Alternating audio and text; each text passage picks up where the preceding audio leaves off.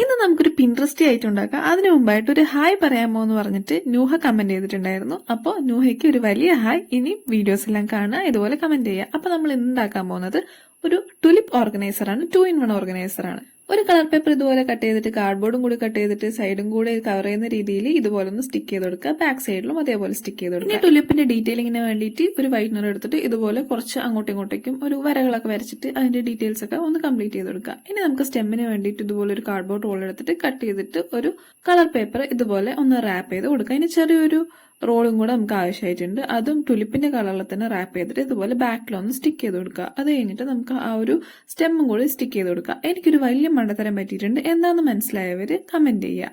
ഇനി ഇതിന്റെ ബേസിന് വേണ്ടിയിട്ട് ഒരു കാർഡ്ബോർഡ് ബോക്സ് എടുക്കുക, കളർ പേപ്പർ കൊണ്ട് റാപ്പ് ചെയ്യുക, എന്നിട്ട് നമ്മുടെ ടുലിപ്പ് ഇതിലേക്ക് സ്റ്റിക്ക് ചെയ്ത് കൊടുത്തും കൂടി കഴിഞ്ഞു കഴിഞ്ഞാൽ നമ്മുടെ ഡെസ്ക് ഡെക്കർ കം ഓർഗനൈസർ റെഡിയാണ്. ഇതൊരു 2-in-1 പർപ്പസ് ആണ്. ഇഷ്ടപ്പെട്ടു കഴിഞ്ഞാൽ ലൈക്ക്, കമന്റ്, സബ്സ്ക്രൈബ് മറക്കാതെ ചെയ്യുക.